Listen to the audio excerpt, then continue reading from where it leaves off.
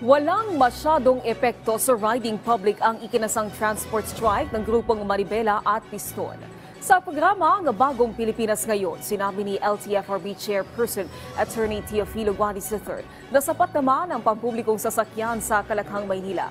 Sa kabila nito ay nakahanda pa rin daw ang rescue bus ng MMDA at DOTR sakaling kailanganin. Wala rin daw na monitor na any untoward situation ng LTFRB. Pero mahigpit na binabantayan ng mga otoridad ang posibleng pananakot na gagawin ng ilang grupo ng Manibela at Piston sa mga driver para sumama sa kanilang protesta. Mababatid na magtatagal hanggang bukas ang ikakasang tigil pasada ng Manibela at Piston bilang pagtutol sa PUV modernization program ng pamahalaan. Ang binabantayan po namin yung posible po na gawin ng mga hindi sumasang-ayon sa programa ng gobyerno na bantaan, magtapon ng spike or takutin yung mga ayaw pong mag-participate sa mga government programs.